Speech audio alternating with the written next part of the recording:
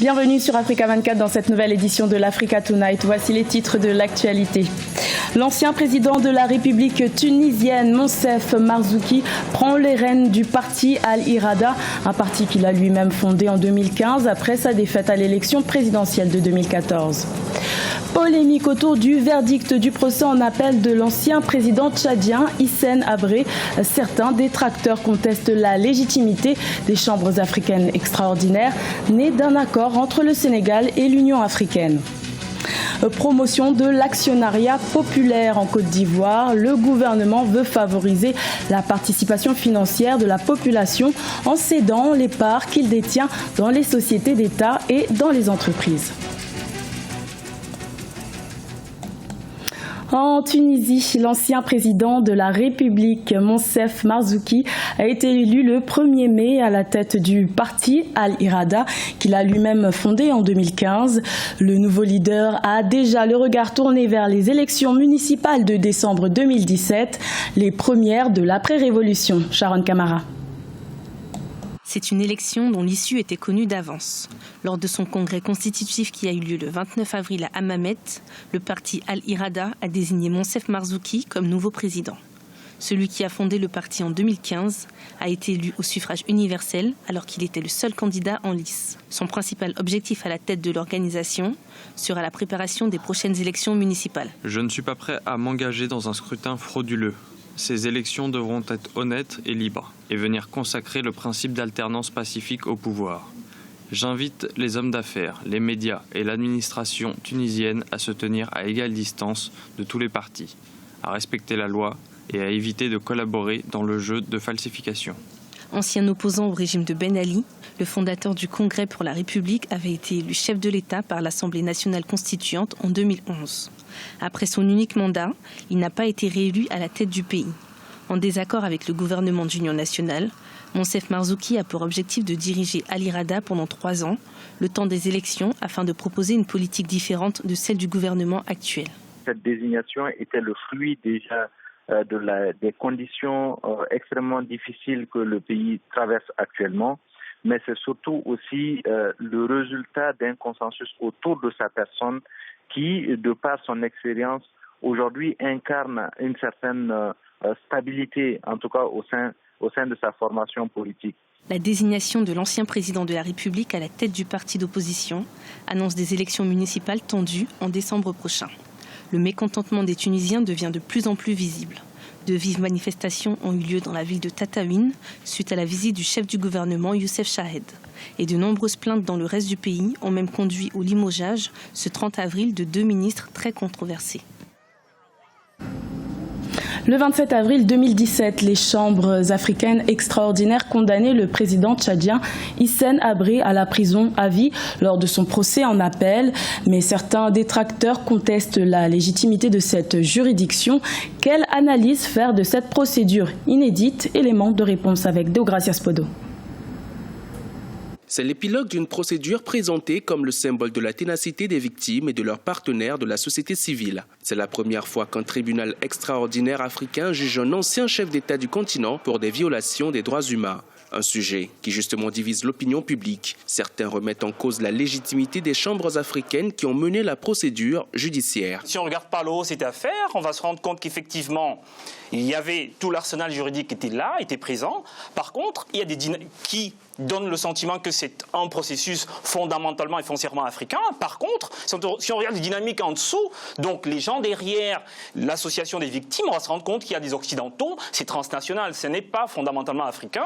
Aujourd'hui âgé de 74 ans, l'ancien président tchadien Hissène Habré devrait purger sa peine au Sénégal ou dans un autre pays membre de l'Union africaine. Ce verdict final prononcé par les chambres africaines extraordinaires est pour certains une décision historique. Il devrait servir d'exemple pour d'autres dirigeants du continent. Ce procès a également révélé l'importance de la compétence universelle, un principe qui permet à des tribunaux nationaux de juger des crimes les plus graves, même lorsqu'ils ont été commis à l'étranger, par un étranger et contre des victimes étrangères. Mon sentiment personnel, sans fausse modestie, l'Afrique a atteint son objectif qui était de faire ce procès, prouver à la face du monde qu'elle était capable de juger ses propres enfants. C'était pas évident au départ, entre les doutes qui ont été émis et les colibés que nous avons enregistrés de la part des contempteurs de l'Afrique. Vraiment, l'objectif est atteint et bien atteint. Les organisations de défense des droits de l'homme saluent aujourd'hui la tenue d'un procès exemplaire, mais appellent vivement les juges à définir au plus tôt des procédures permettant l'examen des demandes de réparation de toutes les victimes. Également dans l'actualité, en République démocratique du Congo, les évêques catholiques ont recommandé au président Joseph Kabila, dans un rapport datant du 29 avril, d'autoriser l'opposant en exil Moïse Katumbi à rentrer librement au pays. Rappelons qu'après l'annonce en mai 2016 de sa candidature à la prochaine élection présidentielle, l'homme d'affaires avait été condamné en juin 2016 à 3 ans de prison par la justice congolaise pour son implication présumée dans une affaire de spoliation immobilière. Un jugement qui le rend inéligible. En Côte d'Ivoire, le gouvernement veut promouvoir l'actionnariat populaire. Pour ce faire, les autorités ont décidé de céder à la population les parts qu'elles détiennent dans les sociétés d'État et dans les entreprises. Un moyen de fructifier son épargne en fonction des résultats des entreprises. Reportage de notre correspondant Olivier Conan. Vers la promotion de l'actionnariat populaire en Côte d'Ivoire, le gouvernement veut amener les personnes physiques à investir en souscrivant aux actions des sociétés à participation financière de l'État introduites en bourse. La BRVM, Bourse régionale des valeurs mobilières d'Abidjan, constitue un moyen de faire fructifier l'épargne en fonction des résultats des entreprises. Pour les sociétés cotées, c'est un moyen d'obtenir des financements. L'État a cédé via la bourse 20% de ses parts dans la CIB, société ivoirienne de banque, filiale à 75% du groupe Attijari Wafa Bank. L'offre publique de vente s'élevait à 14 000 francs CFA pour le public, tandis que les employés ne payaient que 7 820 francs CFA. Quand une entreprise fait une offre publique de vente, les salariés qui ont contribué plus que d'autres à créer de la richesse ont une décote. Donc la CIB en fait n'a pas trahi à cette règle. L'État du Côte d'Ivoire a bien voulu donc faire une décote entre le prix public et le prix réservé au personnel. Encore une fois, parce que le personnel a créé donc la richesse. La force de cette banque, c'est les hommes et les femmes qui y sont tous les jours, qui travaillent chaque jour pour porter davantage plus haut le drapeau donc de la CIB. De nombreuses entreprises sont réticentes à se faire coter en bourse parce que les dirigeants craignent de perdre le contrôle de leurs affaires, selon les spécialistes. Parfois, certaines entreprises ne sont pas prêtes, craignent de perdre en légèreté, en fluidité, mais aussi en contrôle en se cotant, ce qui n'est pas vrai. Nous, fonds d'investissement, nous nous situons au milieu, c'est-à-dire que nous accompagnons les entreprises dans cette institutionnalisation, dans ce renforcement de structures de gouvernance, et nous leur apportons aussi des capitaux.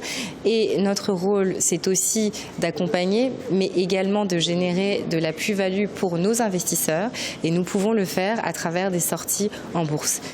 La BRVM compte 43 sociétés cotées pour une capitalisation totale d'environ 7 228 milliards de francs CFA. La bourse compte créer en 2017 un troisième compartiment dédié aux petites et moyennes entreprises pour leur assurer un accès au marché des capitaux.